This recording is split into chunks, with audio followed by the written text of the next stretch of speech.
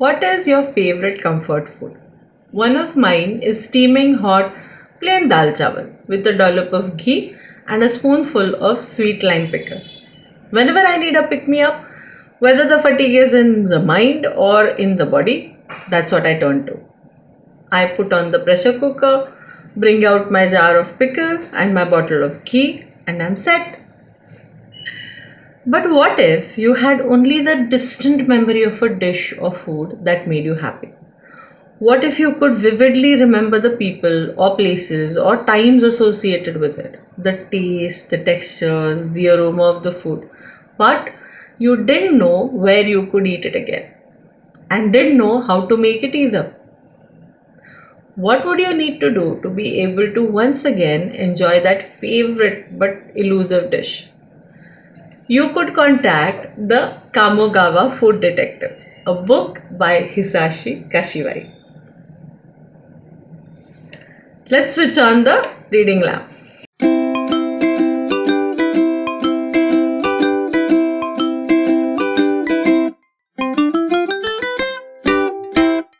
Hello, I'm Asavari, and on this channel, I review books and talk about reading in general. Let's take a look at the publishing details of today's book. Facts and figures.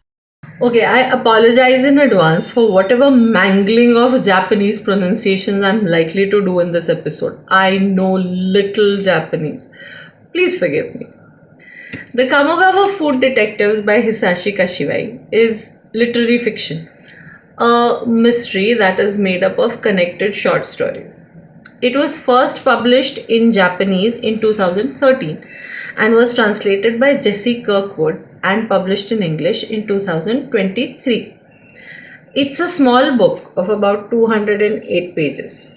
It's available in paperback, Kindle, and audiobook versions. The Amazon link to buy the book is given below in the description. Now let's talk about the actual contents of the book. But as you know, no spoilers, no worry. Just The cover story. in the city of Kyoto, Japan, there's a real street called Shomendori where you can see temples like Higashi Honganji and Nishi Honganji. Along the street, there are many shops and businesses. The fictitious Kamogawa diner in the story is located on this street in a drab, abandoned looking building with no signs to announce its existence. It's run by the father daughter duo of Nagare and Koishi. When someone visits for the first time, they are served a set menu that depends on what's cooking at the diner that day. The food is wonderful, but many a time, people who come looking for the diner are actually looking not for the Kamogawa diner but for the Kamogawa detective agency. Every month, Nagare puts in a single one line advertisement in a gourmet food magazine. The advertisement doesn't give an address or a telephone number and only gives the name of the agency with the words Kamogawa Diner, Kamogawa Detective Agency, we find your food. That's it. Nagare doesn't want hordes of people to come looking for the diner. He only wants those people to come who are really keen on finding some long lost favorite dish. They are the ones who make the effort to find out the address, go looking up and down the Kamogawa River, and land at the diner. Someone who's a widower who's looking for a specific noodle dish that his wife used to cook, while someone else is looking for a dish that they only ate once with the first love of their life. Nagare is a former police officer and the one who actually solves the mystery of the food. His daughter Koishi interviews the client and collects all the information based on which Nagare does the detective work. He is the one who figures out the exact ingredients and the recipe of the food that the client is longing to eat once again. When he works it out, they cook the dish and serve it to the client. Let me tell you what I think about the book before you decide if it's going on your reading list. Speaking my mind. Strict warning, do not read this book on an empty stomach. It's filled with graphic descriptions of food that had me drooling throughout the book. Let me tell you honestly that I'm a foodie of the first grade, but I know next to nothing about Japanese cuisine. My Japanese food vocabulary is limited to sushi, sashimi, wasabi, and rice paper.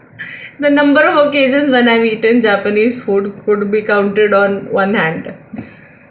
However, the way in which this book is written is pretty amazing because anyone can read it. You don't have to be a connoisseur of Japanese food to understand the book. I'm sure if you are knowledgeable about Japanese cuisine, then you might enjoy the book even more. But even if you're as clueless as I am, you will still enjoy the book. Every story is divided in two parts. The first part tells you how the client found their way to the diner, what it is that they're looking for, and why that particular dish seems to be so important to them. Food is like an elaborate analogy for the things happening in their life. Like in the case of the widower, he has once again found a woman who he really likes, but cannot let go of the memories of his wife. The noodle dish he's looking for is something his wife used to make for him very often. And while his new woman friend makes the same dish for him, it just doesn't match up to his memories of his wife's cooking. In the second part of every story, Nagare has solved the mystery and prepares the dish for the client. When the client comes in to taste the food, we get a detailed explanation of how Nagare solved the mystery of what were the ingredients and the cooking process, which is very interesting to read. Then Koishi and Nagare serve the food to the client. Obviously, the client is thrilled to eat the food he's been looking for a long time. Here, there's also a hint of how Nagare subtly steers the client towards resolving the deeper issues underlying the craving for that particular food. The book may be about Japanese food in particular, but what it really is about is the emotional connect we all have with food. It's a very subtle take on how our mind associates people, places, and events with food, and how food can evoke positive or negative emotions in us based on those associations. For example, when I was in 11th and 12th grade, I would get a small amount of pocket money from my parents that I had to use very carefully. Every day, a friend and I would buy a small pack of rose mint flavored candy and split it between the two of us. She would buy it one day and I would buy it the next day. Till date, I can't eat rose mint candy without thinking of her. I'd say even after all these years, for me, rose mint candy is the taste of innocent friendship and shared fun.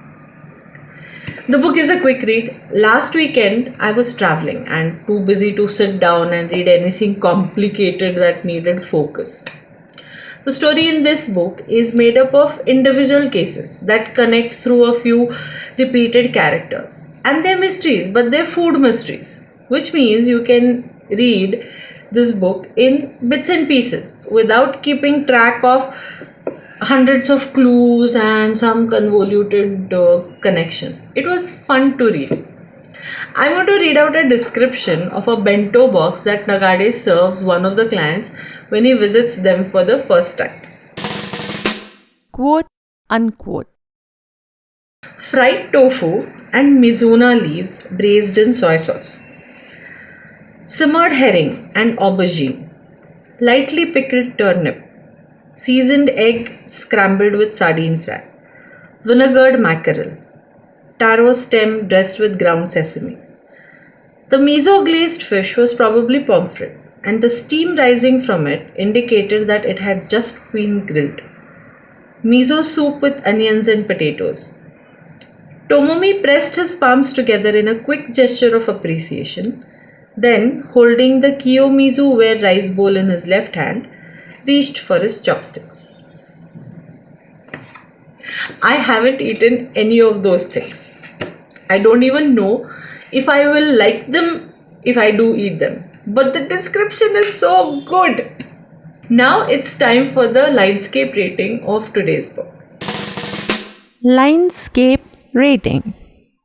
Linescape is an acronym for the 10-factor rating system that I have devised in order to make my book ratings and reviews methodical and consistent.